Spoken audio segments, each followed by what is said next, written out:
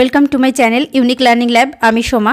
आजकेर क्लासे आमी तोमादेर क्लास 8 इंग्लिश विषय लेसन 1 द उइंड कैप जे गल्पटी रयेछे गल्पटिर एक्टिविटीगुलो सल्व करब।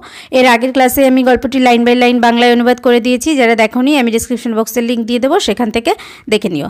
आर आजके आमार चैनेले जारा प्रथम एसेछो प्लिज चैनलटिके साबस्क्राइब करे निओ, पाशे थाका बेल आइकनटी प्रेस करो समस्त भिडियोगुलो नोटिफिकेशन पाওয়ার জন্য। আর আগে থেকেই যারা সাবস্ক্রাইব করে নিয়েছো তাদেরকে অসংখ্য ধন্যবাদ। চলো শুরু করছি। एक्टिविटी 1 देखो, टिक द कारेक्ट अल्टारनेटिव, सठिक विकल्पटीते टिक दाओ। एक आछे the lad had wanted to be, the lad माने छेलेटी, हैड वांटेड माने चेयेछिलो, टू बी होते एकजन डक्टर माने डाक्तार, स्पोर्ट्समैन खेलोयाड़, एकजन सेलर माने नाबिक। ताहले कि होते चेयेछिलो, तोमरा जेटा टेक्सटटा पढ़ोनी पढ़े निओ, होते चेयेछिलो सेलर अर्थात नाबिक। नेक्स्ट 2, मादार टोल्ड द लैड, माँ बोलेछिलो बालकटीके दैट जे ही निउ से जानतो, द स्मेल अफ द माने गंध, अफ द सॉइल माने माटी, फूड माने खाबार, फ्लावर माने फूल। तो से किसेर गंध जानतो? Option A soil. Next, John put the turtle on his, John रेखेछिलो सेई टार्टल माने कच्छपटीके ऑन हिज बैक माने पीठे, हेड माने माथाय, हैंड माने हाथे, रेखेछिलो हेड माने तार माथाय। Next, the fairy man wanted to know John's, the fairy man सेई जे परीर जे मानुष अर्थात जे टार्टलटा परीते परिणत हये गियेछिलो, वांटेड टू नो जानते चेयेछिलो जन्स, जनेर एज माने बयस, नेम माने नाम, हार्ट्स डिजायर माने हृदयेर इच्छे, ताई जानते चेयेछिलो कि हृदयेर इच्छे, ताहले उत्तर होबे option C. Activity 2, rearrange the following sentences in the correct order and put the numbers in the given boxes. Rearrange माने पुनराय साजाओ the following sentences, नीचेर बाक्यगुलिके in the correct order माने सठिक निर्देश अनुयायी, and put the numbers एबं number बसाओ in the given boxes माने এই যে বক্সগুলো দেওয়া রয়েছে এগুলোতে সঠিক নাম্বার বসাতে হবে।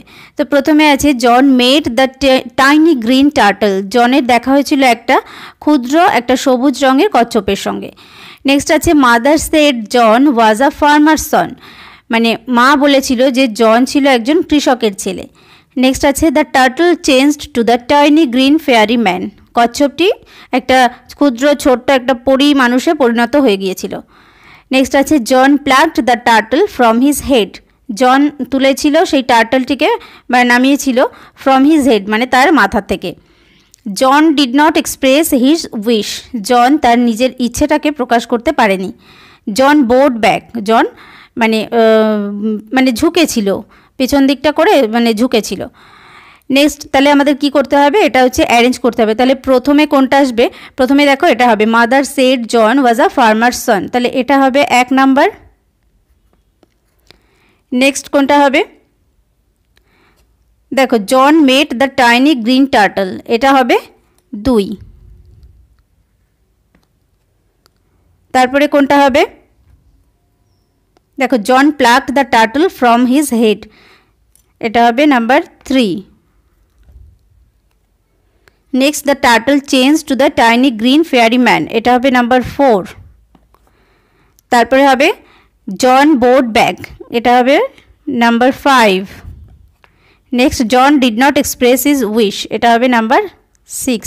তাহলে এইভাবে যদি আমরা পরপর এটা 1, এটা 2, এই 4 নম্বরটা হবে 3, 3 নম্বরটা হবে 4, 6 নম্বরটা হবে 5 আর 5 নম্বরটা হবে 6, এইভাবে পরপর সেন্টেন্সগুলো লিখেও সাজাতে পারি অথবা এইভাবে বক্সের মধ্যে লিখেও সাজাতে পারি।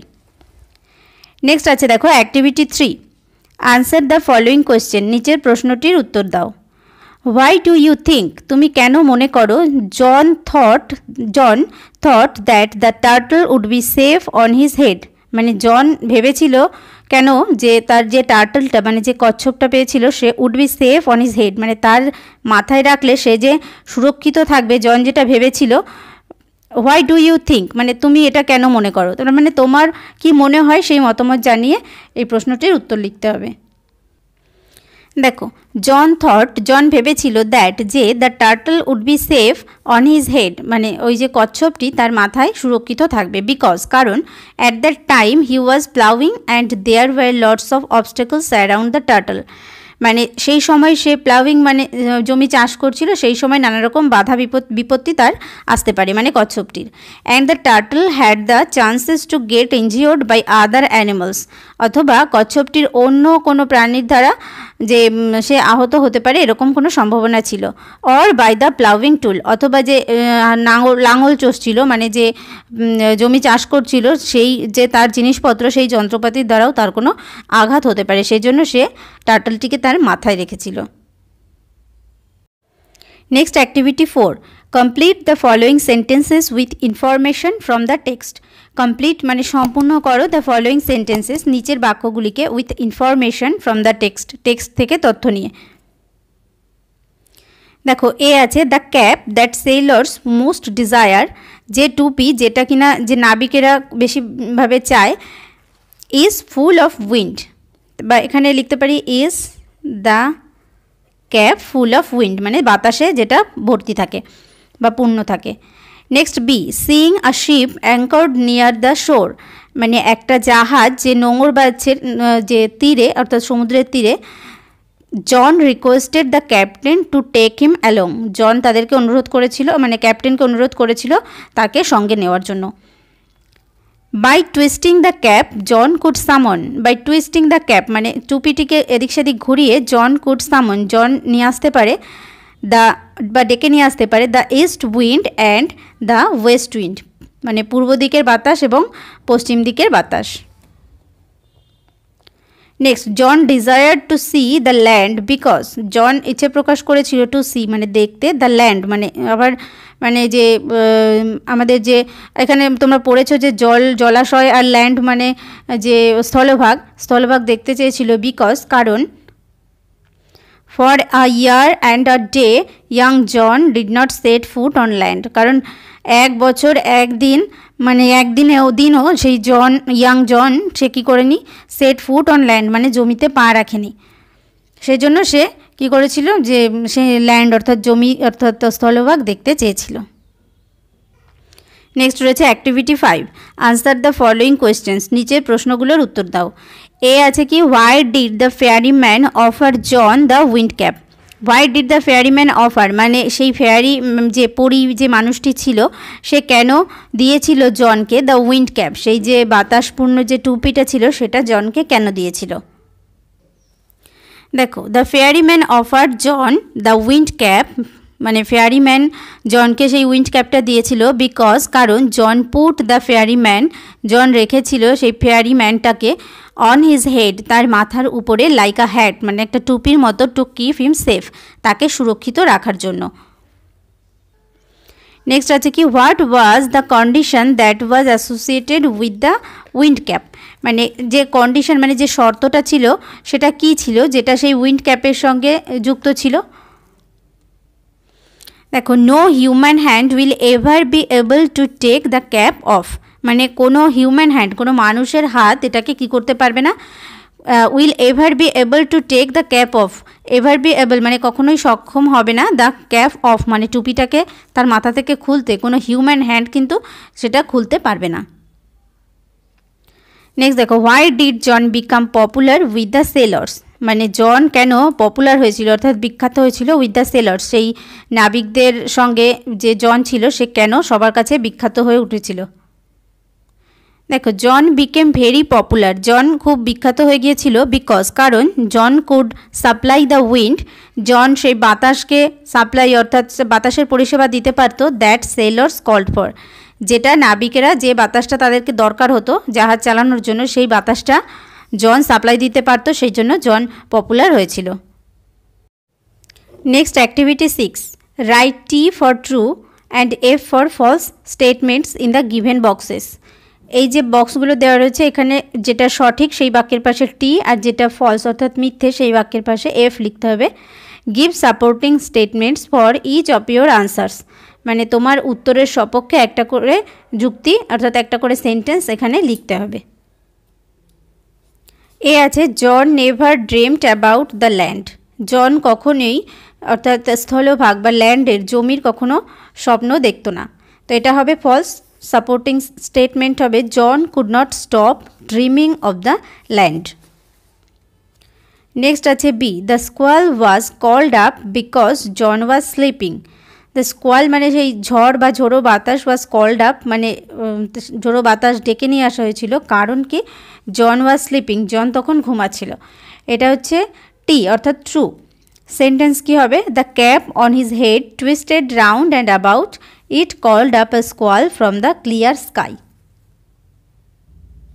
Next, the captain was angry with John, মানে ক্যাপ্টেন জনের উপর রেগে গিয়েছিল, এটাও হবে ট্রু, তাই টি দিয়েছি। সাপোর্টিং সেন্টেন্স হবে in anger he grabbed him by the tail of his striped cap. John did not return the wind cap to the fairy man, John তার সেই যে উইন্ড ক্যাপটা ছিল সেটা ফেয়ারিম্যানকে ফিরিয়ে দিয়েছিল না, তো এটা হবে ফলস, কারণ আমরা লাস্টে পেয়েছি যে ফিরিয়ে দিয়েছিল। সেন্টেন্স, সাপোর্টিং সেন্টেন্স দেখো, he placed the wind cap under a stone where he knew the fairy man would find it. Activity 7, answer the following questions, নিচের প্রশ্নগুলোর উত্তর দাও। এ আছে, why did the sailors try to rip off the cap from John's head, কেন সেই জাহাজের অন্যান্য যে নাবিকেরা ছিল সেই সব নাবিকগুলো কী করছিল? Try to rip off the cap, মানে সেই টুপিটা জনের হেডে অর্থাৎ জনের মাথা থেকে খুলে নেওয়ার চেষ্টা করছিল, কেন করছিল?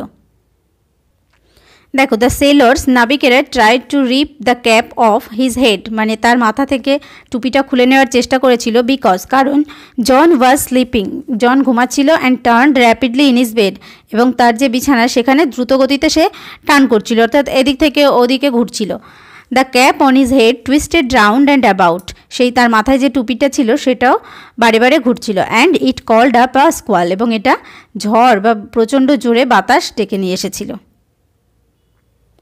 নেক্সট বি আছে, how did John divide his time between land and sea, কীভাবে জন ডিভাইড মানে ভাগ করে নিয়েছিল হিজ টাইম তার সময় বিটুইন ল্যান্ড অ্যান্ড সি, মানে সমুদ্রে এবং স্থলভাগে সে কীভাবে সময়টা কাটাবে, সেই সময়টাকে সে কীভাবে ভাগ করে নিয়েছিল।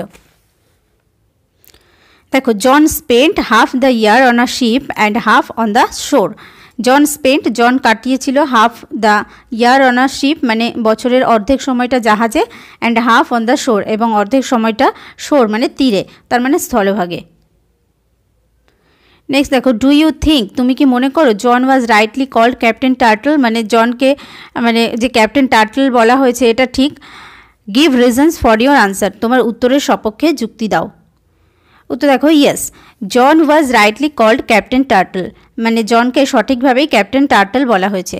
হি was as much at home on the water as he was on the land, মানে সে যতটুকু সময় জলে কাটাতো তার মানে সে সমুদ্রে থাকতো, সেটাই তার মানে বাড়ি ছিল, আবার সে আবার মানে স্থলভাগে অর্থাৎ হি ওয়াজ অন দ্য ল্যান্ড, মানে সেই একইভাবে সে স্থলভাগে মানে তার যে জমি অর্থাৎ সেখানে সে সময় কাটাতো, তার মানে কিছুটা সময় সে জলভাগে থাকতো আর কিছুটা সময় সে স্থলভাগে থাকতো, সেই জন্য তাকে ক্যাপ্টেন টার্টল নামে আখ্যা দেওয়া হয়েছিল। নেক্সট দেখো, why did John want to return the wind cap to the fairy man, why did John want, কেন জন চেয়েছিল, টু রিটার্ন মানে ফিরিয়ে দিতে, দ্য উইন্ড ক্যাপ সেই উইন্ড ক্যাপটি, টু দ্য ফেয়ারিম্যান সেই যে পরী মানুষ অর্থাৎ ফেয়ারিম্যান ছিল তাকে কেন ফিরিয়ে দিতে চেয়েছিল। দেখো, John wanted to return the wind cap to the fairy man, John সেই যে উইন্ড ক্যাপটা ছিল সেটা ফেয়ারিম্যানকে ফিরিয়ে দিতে চেয়েছিল, বিকজ কারণ জন ওয়াজ ব্লেমড ফর দ্য স্টর্ম, জনকে সেই যে ঝড় এসেছিল তার জন্য জনকে দোষ দিয়ে দেওয়া হয়েছিল, and thrown into the sea এবং তাকে সমুদ্রে ফেলে দেওয়া হয়েছিল, অ্যান্ড অলসো ব্লেমড এবং আরও দোষ দেওয়া হয়েছিল that all the distraction happened only for the wind cap, এবং অন্যান্য যে সমস্ত ধ্বংস হয়েছে সব কিছুই এই উইন্ড ক্যাপের জন্যই হয়েছিল। নেক্সট দেখো, অ্যাক্টিভিটি 8-এর A, underline the verbs in the following sentences, নিচের যে বাক্যগুলো দেওয়া রয়েছে সেখানে ভার্বগুলোকে মানে ভাবগুলো নিচে দাগ দিতে হবে, দ্যাট সাজেস্ট অ্যাকশনস, এবং যেগুলো দ্বারা কাজ বোঝাচ্ছে, that began in the past and are still continuing, যেটা অতীতে শুরু হয়েছিল এবং এখনও চলছে। তো অ্যাকচুয়ালি এটা হচ্ছে প্রেজেন্ট পারফেক্ট কন্টিনিউয়াস টেন্স, মানে আগে শুরু হয়েছিল এবং বর্তমানে এখনও চলছে সেরকম বোঝালে তাকে মানে প্রেজেন্ট পারফেক্ট কন্টিনিউয়াস টেন্স বলা হয়। তো টেন্স নিয়ে আমি এর আগে ক্লাস করিয়ে দিয়েছি, যারা দেখোনি তারা ডিসক্রিপশন বক্সে গিয়ে লিঙ্ক থেকে দেখে নিও। এক আছে দেখো, they have been travelling for 10 hours, তারা কি 10 ঘন্টা ধরে ট্রাভেলিং মানে ভ্রমণ করছে। তাহলে দে হ্যাভ বিন ট্রাভেলিং, তাহলে হ্যাভ বিন ট্রাভেলিং এটা হচ্ছে ভার্ব ফর্ম, মানে এটার দ্বারা কাজ বোঝাচ্ছে, তাহলে এটা আন্ডারলাইন হবে have been travelling.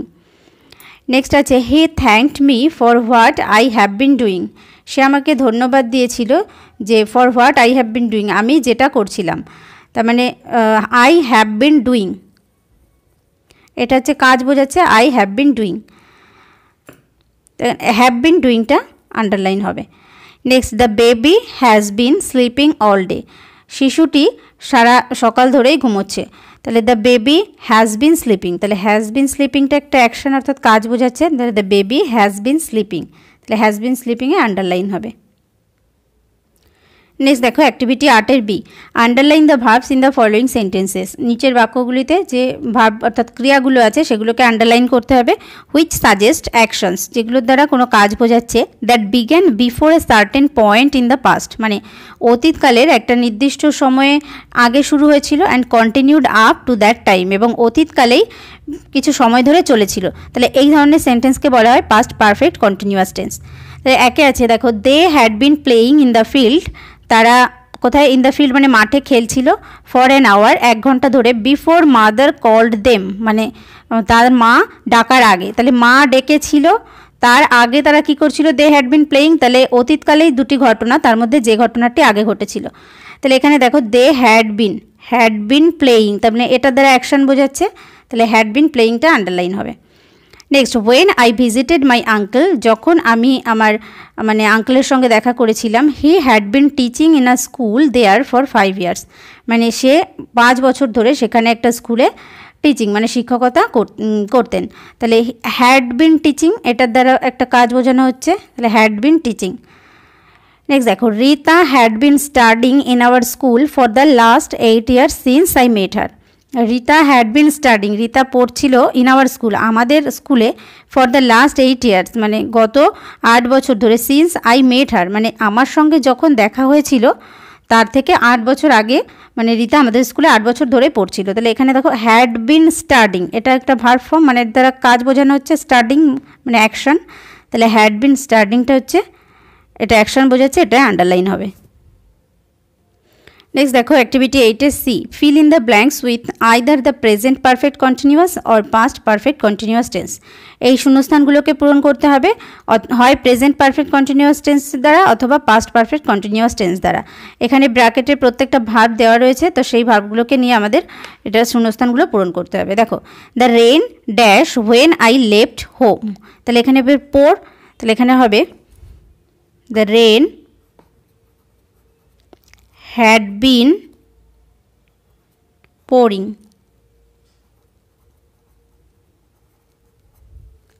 the rain had been pouring when I left home.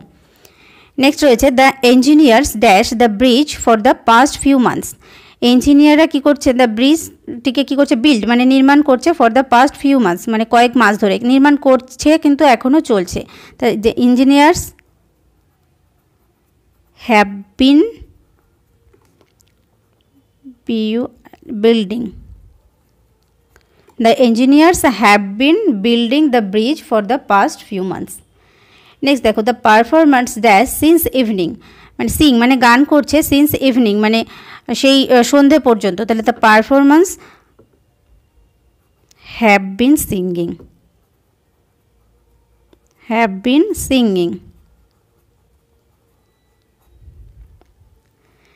Next, at that time সেই সময় mister Roy dash poems for 1 month right, তাহলে অ্যাট দ্যাট টাইম এটা দেখো পাস্টে রয়েছে, তাহলে had bin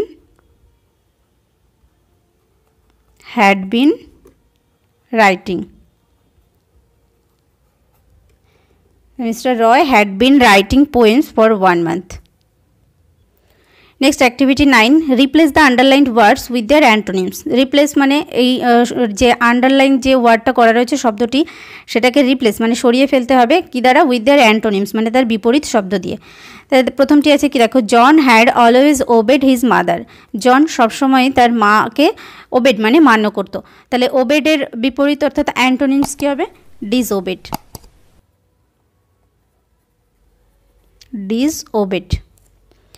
next, John began his first ever sea voyage, John শুরু করেছিল তার প্রথম সি ভয়েস মানে সমুদ্র যাত্রা, তাহলে বিগ্যান মানে শুরু করেছিল, তার অপোজিট অর্থাৎ অ্যান্টোনিমস হবে শেষ করা, তাহলে finished.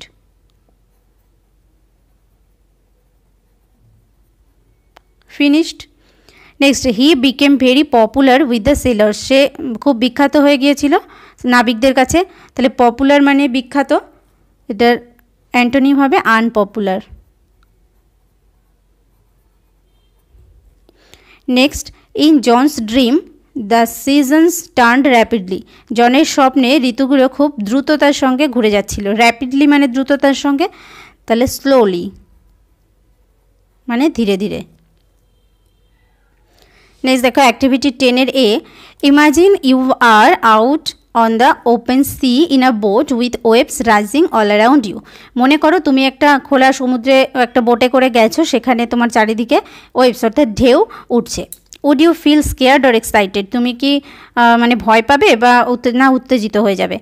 Right a paragraph in about 80 words describing your experience of the sea voyage. সেই সমুদ্রযাত্রা নিয়ে যে তোমার যে অভিজ্ঞতা সেটা নিয়ে বর্ণনা করে একটা প্যারাগ্রাফ লেখো। দেখো, my sea voyage, it was a splendid day. এটা ছিল খুব সুন্দর একটা দিন। I was in a boat amidst the ocean with just a boatman who might take me to an island. আমি একটা বোটে ছিলাম যেখানে একজন বোটম্যান ছিল, আমাকে একটা আইল্যান্ড বা দ্বীপে নিয়ে যাচ্ছিল বা নিয়ে যাবে। The waves were rising around me. ঢেউগুলো আমার চারিদিকে উঠছিল। So far my eyes could see it was blue. আমার চোখ যতদূর যাচ্ছিল অর্থাৎ যতদূর আমি দেখতে পাচ্ছিলাম সেটা ছিল ব্লু, নীল রঙের। Dark blue ocean water which goat blended with light blue sky overhead. মানে যে নীল সমুদ্রের জল সেটা উপরে আকাশের যে হালকা নীল সমুদ্র মানে হালকা নীল আকাশ তার সঙ্গে যেন ব্লেন্ডেড মানে একেবারে মিশে গিয়েছিল। From the boat I saw the flock of birds flying over my head. মানে বোট থেকে আমি দেখছিলাম যে পাখিদের দল আমার মাথার উপর দিয়ে উড়ে যাচ্ছে। And heard the frightful roaring of the sea. এবং শুনতে পাচ্ছিলাম কি যে একটা ভয়ঙ্কর গর্জন, সমুদ্র যখন ঢেউ আসে তখন যে ভয়ঙ্কর গর্জন হয় সেই গর্জন শুনতে পাচ্ছিলাম। Sometimes the sea creatures were jumping over the sea water. কখনো কখনো যে সমুদ্রে যেসব জীবজন্তু থাকে তারা যেন মানে সেই সমুদ্রের জলের মধ্যে ঝাঁপিয়ে ঝাঁপিয়ে উঠছে বারে বারে।